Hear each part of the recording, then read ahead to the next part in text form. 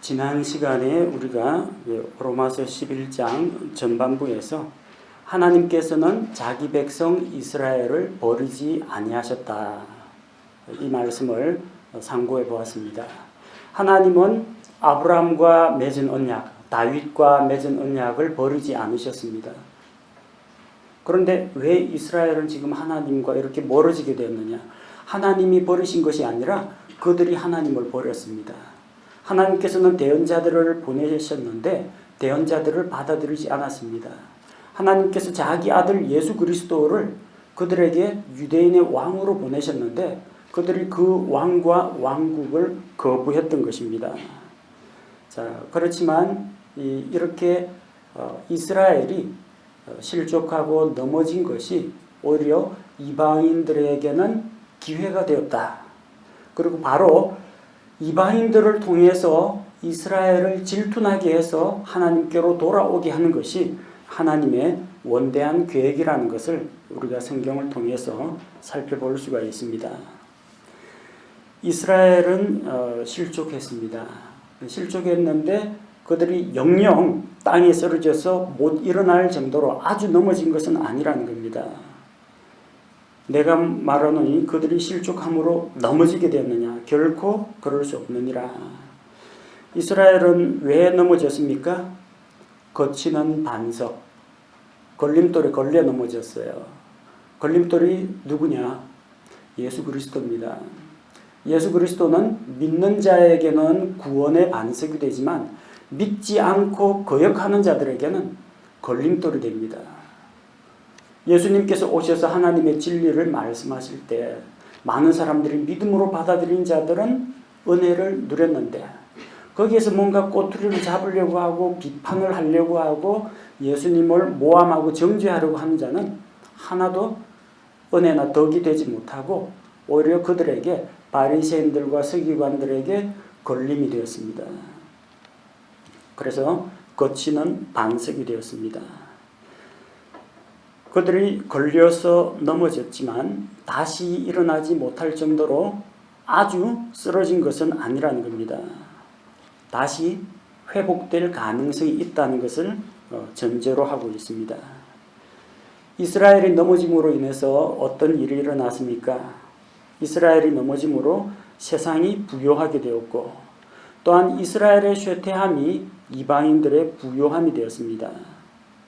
그런데 만약에 지금 이 실족한 이스라엘이 회개하고 돌아오면 어떤 일이 일어나겠느냐 하는 겁니다. 이스라엘이 넘어지는 이런 부정적인 것을 통해서도 세상에 복이 되었는데 이스라엘이 회개하고 돌아오면 이거 얼마나 더 큰 복이 되겠느냐 하는 겁니다. 바울은 이방인들의 사도입니다. 하지만 그는 아브라함의 자손입니다. 베냐민 지파 사람입니다. 그도 유대인입니다.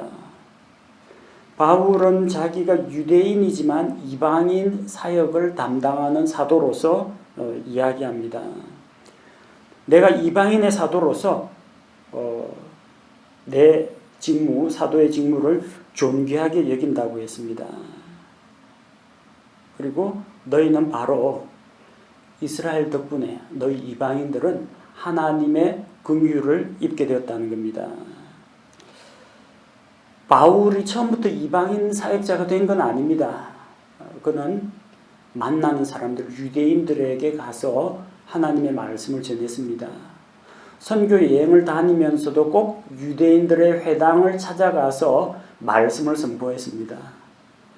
근데 이상하게도 이방인들은 한 번도 하나님의 말씀을 들어보지 못하고 율법도 받지 못한 이방인들은 회개하고 돌아오는데 오히려 유대인들이 율법과 성전을 모독하는 자라 하면서 바울 일행을 핍박했습니다. 그래서 하는 수 없이 이방인들에게로 간 겁니다. 그가 유대인들을 미워했던 것이 아니고요. 유대인들이 그를 배척했습니다. 하나님의 말씀을 마땅히 먼저 너희에게 전하여야 할 것이로되 너희가 영원한 생명을 얻기에 합당치 않은 자로 자처하기로 우리는 이제부터 이방인에게로 가겠다. 이방인에게로 갔어요. 그렇다고 해서 이방인들에게만 복음을 전했느냐? 이방인 사역자지만 항상 그의 마음속에는 자기 동포, 자기 살부치인 유대인들을 구원하기 위한 그런 열정이 있었다는 겁니다. 이방인 사역을 열심히 하는 이유도 바로 그겁니다. 이방인들을 구원하는 것이 1차적인 목표고, 두 번째 목표는 이방인들이 믿고 돌아오고 하나님을 찾는 것을 보면 유대인들이 뭔가 좀 정신을 차리지 않을까 하는 겁니다. 하나님의 약속, 조상들과 맺으신 그 언약들, 율법과 성막과 성전과 제사장과 할례 언약과 이 모든 것을 가지고 있음에도 불구하고 그게 소중한 줄 몰라요. 제가 아는 분이 제가 어릴 때 집은 아주 부유한데 그 집애가 밥을 잘 안 먹어요. 부잣집이니까 반찬이 얼마나 좋은지 몰라요. 뭐 소시지, 햄, 소고기, 달걀 온갖 게 있는데 잘 안 먹어요. 어떻게 하면 이 애에게 밥을 먹일 수 있느냐면요, 가난한 집 친구를 데리고 오라고 해요. 친구 서너씩 와가지고 친구들이 처음 보는 맛있는 반찬에 눈이 휘둥그레져가지고 막 젓가락을 집으면요, 그 아이도 덩달아서 잘못하다 보면 자기 먹을 거 다 빼앗기게 생겼거든요. 막 열심히 먹는다고 합니다. 어떤 방법이? 경쟁입니다. 경쟁. 유대인들은 그 좋은 배경과 환경이 있음에도 불구하고 하나님에 대해서 심드렁했습니다. 타성에 젖었습니다. 근데 이방인들은 처음 들어보는 이 구원의 복음의 말씀을 듣고 감격해가지고 믿고 돌아오고 하나님께 헌신합니다. 유대인들 보니까 가만히 있지, 이 하나님은 우리 하나님인데, 이스라엘의 하나님인데 이방인들이 자기 하나님 아버지 부르고 있으니까 유대인들이 자극을 받는 겁니다. 그들 가운데서 질투하고 시기하는 자들, 선의의 질투, 경쟁이죠. 돌아오는 자들이 있다는 겁니다. 이스라엘의 실족함, 이스라엘을 하나님께서 버려두신 것이 이방인들에게 기회가 되었는데, 만약에 그 유대인들도 회개하고 돌아오면은 그건 얼마나 더 큰 복이 되겠느냐는 겁니다. 15절을 보면 그들을 버리는 것이, 하나님은 버리지 않았습니다. 다만 그들이, 하나님은 종일토록 손을 내밀고 있는데 그들이 하나님을 외면하니까 내어버려 두셨습니다. 버려두신 겁니다. 그들을 내버려 두신 것이 세상을 화해시키는 것이 되었습니다. 세상이 복음을 통해서 예수 그리스도로 말미암아 하나님과 죄인 사이가 화평하게, 화목하게 된 겁니다. 세상을 화해시키는 것이 되었죠. 근데 그 버려져 있던 이스라엘을 하나님께서 다시 받아들이는 것이 죽은 자들로부터 살아나는 것이 아니면 무엇이겠느냐는 겁니다. 죽은 자가 다시 살아나는 거 부활이죠. 근데 여기서 우리가 다루는 것은 한 개개인의 문제를 다루는 게 아니라 이스라엘 민족을 다룬다고 했죠. 이스라엘 민족이 다시 살아나는 것, 이스라엘의 회복을 이야기합니다. 에스겔 37장 9절에서 10절 말씀을 보면 여기에 해당되는 말씀이 있습니다.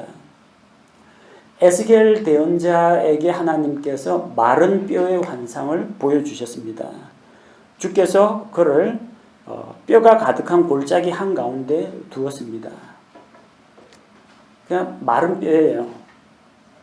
살갗은 이미 썩어 문드러져서 없어졌고 핏줄도 없고 생기도 없고 근육이니 신경이니 없어요. 그냥 마른 뼈들만 수북이 쌓여 있습니다. 주께서 에스겔에게 물어보십니다. 그에게 이 뼈들이 살 수 있겠느냐? 대언자 에스겔이 하나님께 대답합니다. 주님께서 아십니다. 그래서 대언자 에스겔을 통해서 하나님께서 대언의 말씀을 주십니다. 대언의 말씀을 주셔서 마른 뼈들아 주의 말씀을 들으라. 내가 숨을 너희 속에 들어가게 하겠다. 그리고 너희 속에 숨을 넣으리니 너희 살이 다시 덮이고 너희가 다시 살아날 것이라고 합니다. 그래서 에스겔 37장 9절을 보니까 그때 그분께서 내게 이르시되 사람의 아들아 바람에게 대언하라. 바람에게 대언하여 이르기를 주 하나님이 이같이 말하노라. 오 수마 내 바람으로부터 와서 이 죽임 당한 자들 위해 숨을 불어 그들이 살게 하라. 여기에 나오는 단어 숨, 바람, 영, 히브리어로는 다 똑같습니다. 루아흐라고 합니다. 생명의 숨, 아담의 콧구멍에, 흙으로 만들어진 아담의 콧구멍에 생명의 숨을 불어넣으시니 사람이 살아있는 혼이 되었다고 했죠. 그래서 흙덩어리가 살아있는 사람 인격체가 되었습니다. 마른 뼈들도 마찬가지입니다. 숨이 없었어요. 생명이 없었습니다. 근데 수마, 바람이 불어와서 수마 그들에게 들어가서 숨을 불어넣어서 마른 뼈들을 살리는데 그 명령대로 대언을 했더니 숨이 그 마른 뼈들에게 들어가며 그들이 살아서 자기 발로 서는데 힘이 큰 군대더라. 하나님의 백성 이스라엘을 이야기합니다. 이스라엘 사람 개개인의 부활을 이야기하는 게 아니고요. 이스라엘 민족의 민족적인 회복, 부흥을 이야기하는 겁니다. 이스라엘을 하나님께서 회복시키고 받아들이시게 되면 그들이 마른 뼈와 같이 죽은 자들이지만 하나님의 군대가 된다는 겁니다. 살아있는 정도가 아니라 군사가 된다는 겁니다. 군사가 뭐합니까? 전쟁하죠. 점령하죠. 환란기 때 하나님의 군대가 되어가지고 온 세상에 복음을 전하는 일꾼들로 하나님께서 쓰시겠다는 겁니다. 마지막 때 하나님께서 이스라엘을 다시 살리십니다. 회복시킵니다. 무엇을 위해서? 환란기 때에는 신약교회가 저기 휴거되고 저 하늘에 가 있어요. 복음은 누가 전해요? 그때 바로 이스라엘을 사용하신다는 겁니다. 하나님께서 이스라엘을 받아들이실 때 죽었던 이스라엘, 영적으로 죽어있던 그들이 다시 일어나서 하나님의 군대로서 일하게 됩니다. 자, 그리고 16절에서 21절 이제 참 중요한 이야기가 나오는데 올리브 나무 접 붙이는 이야기가 나옵니다. 성경에서 이스라엘을 상징하는 나무가 세 가지가 있어요. 첫째가 포도나무, 둘째가 무화과 나무, 셋째가 올리브 나무입니다. 하나님께서 팔레스틴 땅에 가나안 땅에 심은 주의 포도나무. 이사야 대언자는 말하기를 나의 사랑하는 이에게 포도원이 있는데 그분께서 포도원을 좋은 포도를 심었다. 이스라엘 민족을 이야기합니다. 그리고 마태복음 25장에 나오는 무화과 나무가 다시 싹을 내고 잎이 연하여지고 이스라엘 민족의 회복을 이야기합니다. 이 올리브 나무 역시 마찬가지입니다. 그 팔레스틴 지역에서 잘 자라는 나무고 이스라엘 백성들의 일상생활하고 아주 밀접합니다. 그거 가지고 각종 요리를 해먹기도 하고 올리브 기름은 하나님께 향료를 만드는 그런 재료가 되기도 합니다. 자, 오늘은 이제 올리브 나무 이야기가 나오는데 접 붙이는 이야기가 나와요. 일반 우리가 그 농사 짓는 분들 접 붙이는 거하고는 조금 이야기가 좀 다릅니다. 근데 이제 비슷한 품종의 두 나무가 있는데 본체 A가 있고 저기 B라는 가지를 여기다 삽목을 하면요. 열매는 A가 아니라 B의 열매가 맺힙니다. 물과 양분은 본체 A로부터 흡수를 하는데 실제 달리는 열매는 원래 그 꺾고 온 가지 있죠. 그 가지 열매가 맺힙니다. 일반 우리 농사 지을 때 접 붙이는 이야기는 그런 식으로 열매가 맺히는데요. 오늘 우리 본문에서 말하는 영적인 접 붙임은 그거하고 다릅니다. 우리가 저기 들판에서 막 자라는 이 못된 나무, 돌 무화과 나무, 그리고 야생 올리브 나무일 때는 뿌리로부터 받아들이는 게 전부 뭐예요? 죄와 타락한 문화와 부도덕한 거 이런 것들만 쭉 먹고 열매를 냅니다. 근데 하나님께서 그거를 딱 잘라내 가지고 좋은 올리브 나무에다 딱 접붙입니다. 뿌리로부터 뭐가 올라와요? 좋은 영양분과 물이 올라온다는 이야기입니다. 중요한 것은 뿌리입니다. 뿌리가 거룩하면 가지도 거룩하게 된다는 이야기입니다. 자, 16절 말씀에 나오죠. 첫 열매가 거룩하면 덩어리도 거룩하고 뿌리가 거룩하면 가지들도 그러하니라. 첫 열매가 거룩하면 그와 연합되어 있는 그 가루 반죽 덩어리도 거룩합니다. 예수님이 부활의 첫 열매죠. 그리고 우리는 예수 그리스도의 몸에 속한 자입니다. 예수 그리스도와 연합한 자입니다. 함께 예수 그리스도와 함께 반죽 덩어리가 되어가지고 하나님께 드리는 거룩한 빵이 되는 존재라는 겁니다. 예수님이 거룩하시기 때문에 예수님과 연합한 자, 우리도 거룩하게 되었습니다. 우리의 본질은 죄 덩어리입니다. 근데 우리의 죄를 예수님께서 그분의 피로 정결하게 하시고 그분의 거룩하심을 우리에게 입혀주셨기 때문에 우리도 그분과 연합하여 거룩함에 참여하게 된 겁니다. 뿌리가 거룩하면 가지들도 거룩하다고 했습니다. 좋은 나무에 달린 가지들은 좋은 열매를 맺습니다. 마태복음 7장 17절에 나오죠. 좋은 나무는 좋은 열매를 맺고 변질된 나무는 나쁜 열매를 맺는다고 했습니다. 요한복음 15장 5절에서 나는 포도나무요 너희는 가지니라. 우리는 가지로서 본체가 되시는 예수님으로부터 물과 자양분을 흡수해서 열매를 맺습니다. 자, 그런데 우리 원래 이방인들은 원래부터 순수한 올리브 나무에 속한 자가 아니었고 드레스자라는 그냥 야생 올리브 나무였습니다. 근데 17절에 보니까 올리브 나무 가지 중에서 얼마가 꺾이고 바로 그 자리에 야생 올리브 나무가 삽목돼 가지고 접붙임을 받았다는 이야기입니다. 원래 올리브 나무에 붙어 있던 그 가지는 그리고 꺾여져 나간 그 가지는 이스라엘을 이야기합니다. 이스라엘은 자기 자리에서 떨어져 나갔습니다. 왜? 그 자리에 저 야생 올리브 나무를 접붙이기 위해서. 그래서 19절에 나오는 말씀처럼 그 가지들이 꺾여진 것은 내가 접붙여지게 하려 함이라 하리니 옳도다. 네, 맞습니다. 이스라엘에 꺾여져 나간 이스라엘의 넘어짐이 그 빈자리에 이방인들이 들어갈 자리가 생겼다는 겁니다. 이방인들이 원래는 저 못된 뿌리에서 올라오는 이상한 것만 먹고 자라던 이방인들이 좋은 올리브 나무에 연합되어 가지고 거룩한 뿌리에 연합했다는 겁니다. 그래서 좋은 올리브 나무에서 수분과 양분을 빨아들이게 된 것입니다. 따라서 구원받은 이방인들은 그저 그냥 감사할 따름입니다. 자랑할 게 없습니다. 이방인들이 유대인들보다 도덕적으로 우수하거나 더 착해가지고 하나님께서 자기 백성 잘라내고 그 자리에다가 말 잘 듣는 착한 이방인들을 꽂으신 게 아닙니다. 유대인이나 이방인이나 다 똑같아요. 하나님 앞에서는 다 똑같은 죄인들이에요. 이방인들은 뛰어난 게 없습니다.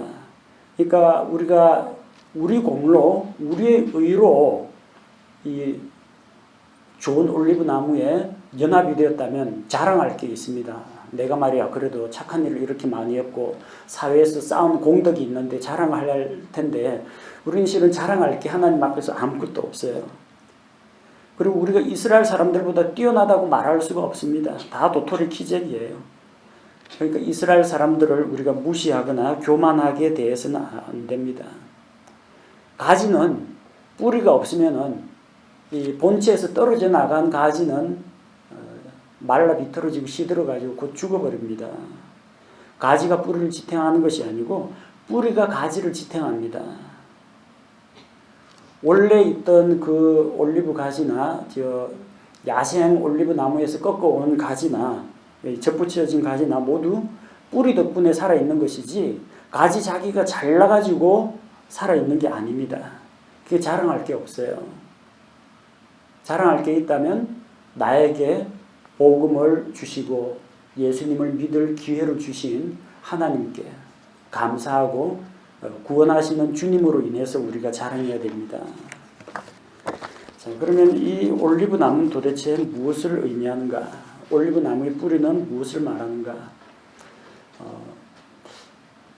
설교하시는 분 혹은 성경 강의하시는 분들 가운데서 이 올리브 나무의 뿌리를 예수 그리스도라고 주장하는 분들이 있습니다.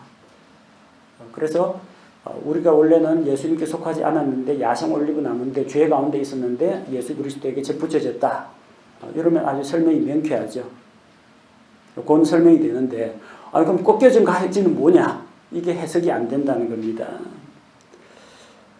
올리브 나무 본체가 만약 예수 그리스도면 그 본체에 원래부터 달려있다가 떨어져 나간 가지는 뭐냐는 겁니다. 이게 예수 그리스도면 이스라엘 사람은 날 때부터 예수 그리스도에게 연합되어 있었다는 이야기인데 여러분 날 때부터 예수 그리스도와 연합한 자는 아무도 없어요. 유대인이나 이방인이나 다 죄 가운데 있고 율법의 저주 가운데 있습니다.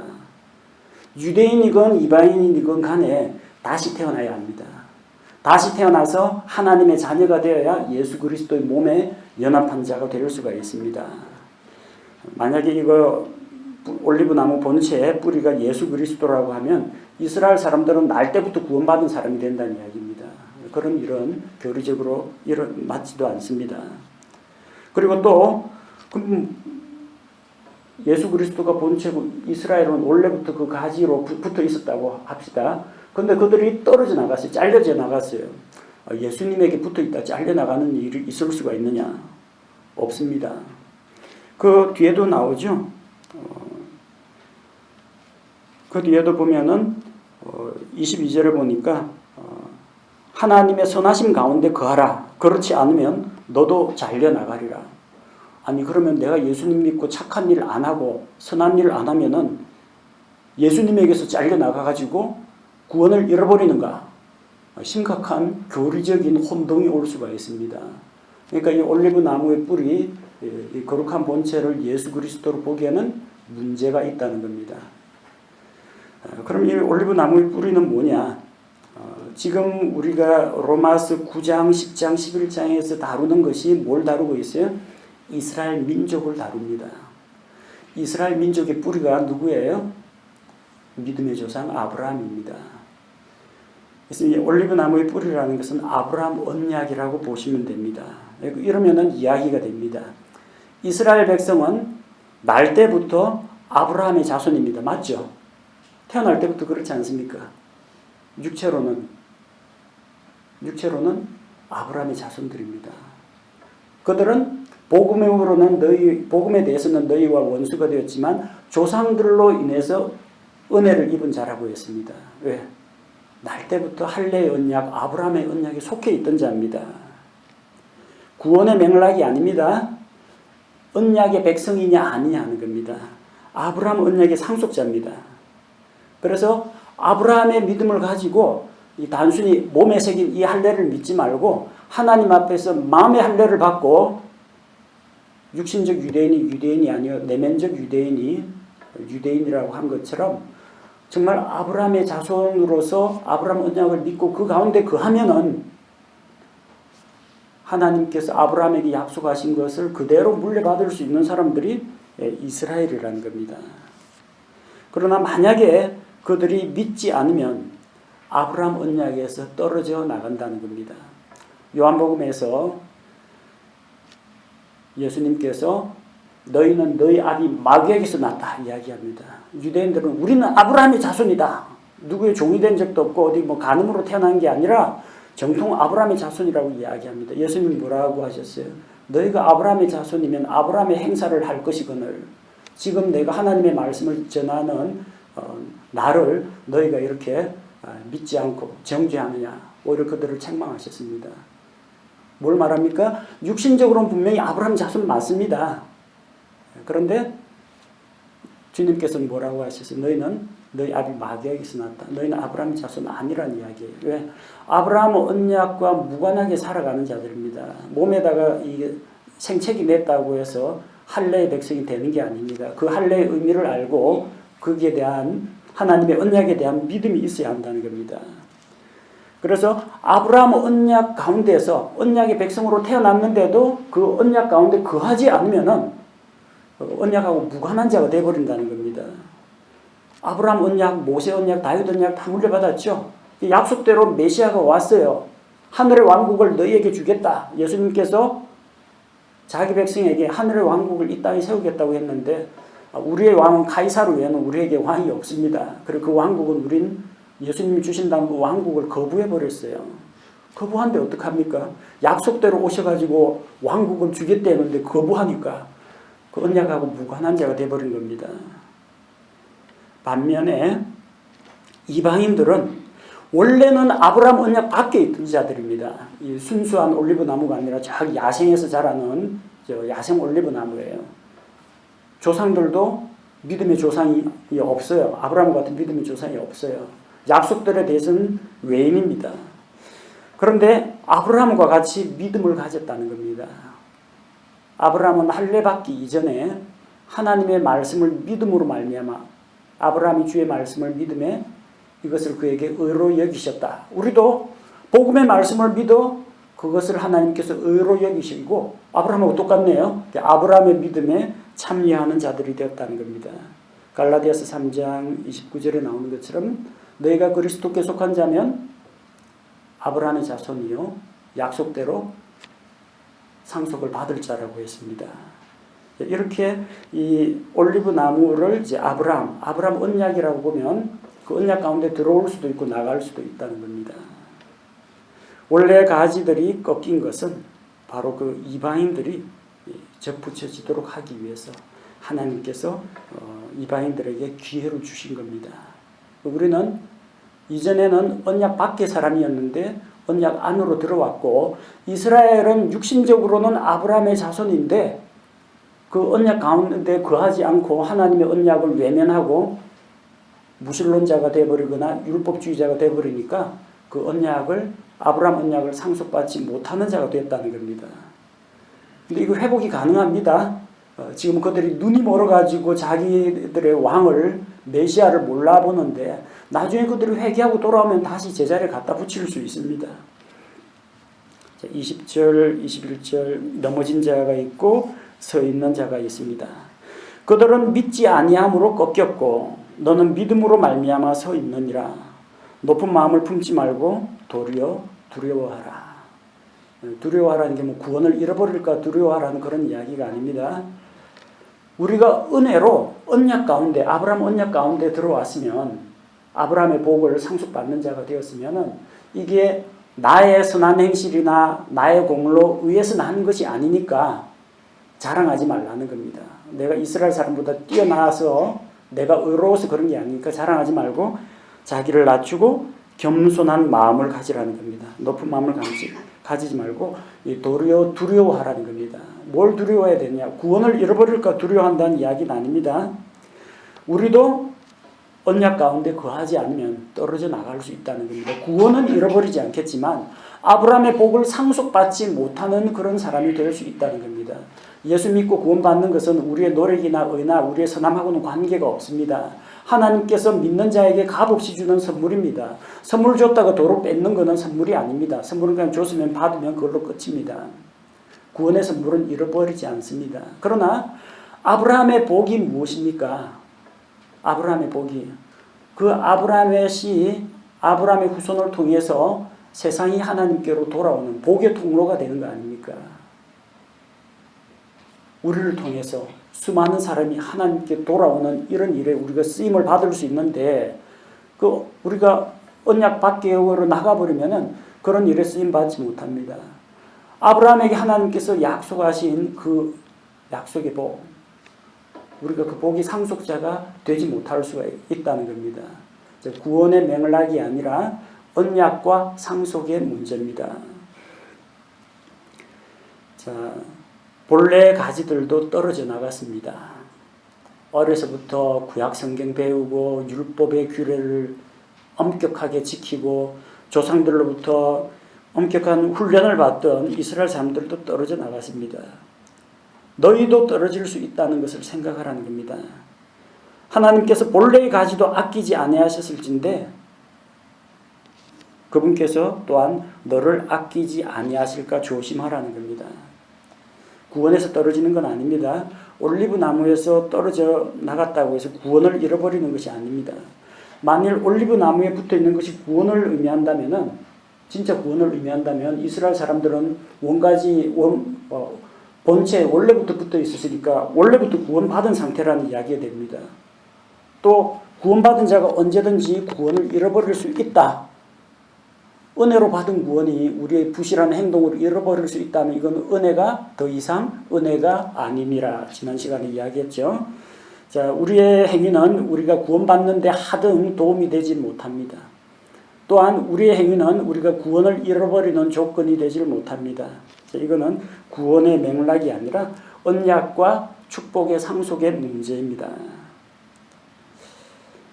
그래서 높은 마음을 품지 말고 두려운 마음을 가지고 근신하는 가운데에서 하나님의 선하심과 엄하심을 바라봐야 됩니다.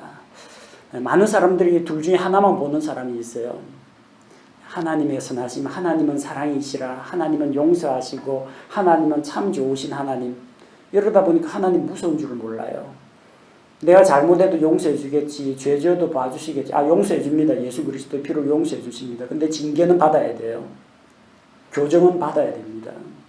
하나님의 회초리 매는 맞아야 됩니다. 하나만 알고 둘은 몰라요. 하나님의 선하심만 자꾸 생각하니까 신앙생활이 점점 나태해지고 삐딱하게 나가고, 내가 비록 이렇게 부실하게 슬럼프에 빠지고, 내가 비록 이렇게 게으르고 죄 가운데에서도 변함없이 나를 사랑하시는 하나님의 선하심만 보는 겁니다. 그건 잘못이에요. 한 가지 더 생각해요. 엄하심을 봐야 돼요. 아버지가 좋으면 항상 좋아요? 항상 좋긴 한데 잘못하면 매들잖아요. 그 엄하심도 같이 보라는 이야기입니다. 그 반대가 되어서도 곤란합니다. 하나님의 엄하심, 하나님 하면은 그냥 무서워가지고 벌벌 떨기만 하고, 하나님 앞에서 좀 애교도 부리고 좀 응석도 부리고, 이건 하나도 못하고 하나님 앞에서 딱 초긴장해가지고 실수하면 하나님이 마치 자기를 잡아 죽일 것처럼 벌벌 떠는데, 이것도 위험합니다. 하나님의 사랑과 은혜와 이것도 좀 누려야지. 아들이 아버지 앞에서 이게 완전 이등병처럼 군기가 바짝 들어가지고 벌벌 떨기만 하면은 아버지 마음이 안 편합니다. 나는 이렇게 좋게 대해주고 사랑으로 대하는데 얘가 왜 이래 나를 두려워할까? 두 가지 같이 봐야 돼요. 선하심이 있고 엄하심이 있는데 두 개를 같이 생각해야 됩니다. 하나님의 선하심 가운데 거하면서 그분의 선하심을 맛보아야 됩니다. 하나님의 엄하심 앞에서는 두려운 줄 알아야 됩니다. 상 주시는 하나님, 복 주시는 하나님도 생각해야 되는데 벌 주시는 하나님도 같이 생각해야 됩니다. 23절을 보십시오. 그들도 여전히 믿지 아니하는데 머무르지 아니하면, 이스라엘도 불신 가운데 있지 않고 회개하고 돌아오면 접붙여진다는 겁니다. 하나님은 능히 그들을 다시 접붙일 수 있다고 했습니다. 이스라엘에게 필요한 것은 무엇입니까? 하나님의 엄하심을 두려워하는 겁니다. 하나님을 공경하고 두려워하는 겁니다. 또한 하나님의 은혜, 하나님의 선하심, 하나님의 은혜의 선물을 예수 그리스도를 받아들여야 됩니다. 하나님의 징계와 심판 앞에서는 두려워하고 하나님의 사랑과 은혜는 받아들여야, 그래야 회복이 일어납니다. 하나님께서는 능히 그들을 다시 회복시킬 수가 있습니다. 24절에 본래 야생 올리브 나무에서 잘려 본성에 역행하여 좋은 올리브 나무에 너는 붙여졌는데 하물며 본래의 가지인 그들은 얼마나 더 잘 달라붙겠느냐는 겁니다. 이 접붙이는 것도 기술이에요. 나무 잘라내는 부분이나 여기에 나무에 홈 딱 파는 부분도 물관, 채관, 부름켜 있는 부분 있죠. 그 부분 정확하게 잘라내야 됩니다. 겉에다가 나무 표면에다가 잘라가 붙이면은 안 붙습니다. 물관과 채관과 이 부름키가 있는 그 부분까지 잘라가지고 딱 정확하게 삽입을 해야 됩니다. 그 야생 올리브 나무를 딱 이 순수한 올리브 나무에 붙이는데, 원래 자기 가지에 있던 가지들은 더 잘 붙는다는 이야기입니다. 이방인들이 믿고 돌아와가지고 착 주님께 붙는 것보다요, 유대인들이 회개하고 돌아오면은 그게 더 효과가 큽니다. 그 사람들은 이미 구약 성경을 다 믿고 인정하는 사람들이에요. 이미 하나님과 조상에 대한 그런 배경들이 있습니다. 어릴 때부터 자녀 교육을 그렇게 시킵니다. 말씀으로 훈련시킵니다. 그래서 이 구약 성경에 능통한 그 이스라엘 사람들이 환란기 때 이 정신 차리고 돌아오면은 우리 그 이방인들이 그 창세기부터 저기 말라기까지 마태복음부터 요한계시록까지 보는 것보다 더 빨리 돌아와요. 구약을 이미 알고 있는 그들이 신약 성경 읽어보면 바로 이 말씀이야. 구약 시대에 저 이사야, 예레미야, 다니엘 이 대언자들이 이야기했던 게 신약 성경에 정말 놀랍게 착착 맞아떨어지는구나 하고 금방 알아차립니다. 구약을 워낙 잘 알기 때문에 신약이 금방금방 눈에 들어와요. 또 그들이 딱 주님께 달라붙으면요, 환난기 때 적그리스도가 제 아무리 핍박하고 박해를 하더라도 목숨 걸고 이 말씀 전하는 것이 그 유대인들입니다. 유대인들요, 열심히 있습니다. 근데 문제가 뭐예요? 지식이 없다는 겁니다. 열정은 있는데 지금 바른 개념이 없어서 그래요. 옛날 바울하고 똑같아요. 바울도 얼마나 열정이 있습니까? 예루살렘뿐만 아니라 다마스쿠스까지 가가지고 믿는 자들을 잡아오려고. 개념이 잘못 잡혀서 그래요. 방향이 잘못 잡혀서 그래요. 열정은 있어요. 그 열정과 지식이, 성경 지식이 있는 유대인들이 회개하고 돌아오면은 세상이 뒤집어집니다. 이스라엘이 일시적으로 눈멀어서 버려진 것을 통해서 이방인들 교회가 이만큼 자랐는데, 신약 교회가 휴거된 다음에 이스라엘이 눈 뜨고 정신 차리고 돌아와서 회개하고 하나님께 돌아오면 하나님의 군대가 됩니다. 온 세상에 복음을 전하는 일꾼들로 헌신하게 된다는 겁니다. 그래서 우리는 참 하나님의 은혜다라는 것을 실감해야 됩니다. 우리가 아브라함의 자손도 아니고 뭐 조상과 하나님 사이에 뭐 맺은 언약이 있는 것도 아니고 하나님이 단군 할아버지하고 뭐 언약 맺었다는 이야기는 들어본 적이 없습니다. 그런데 왜 우리가 예수님을 믿고 구원받았느냐?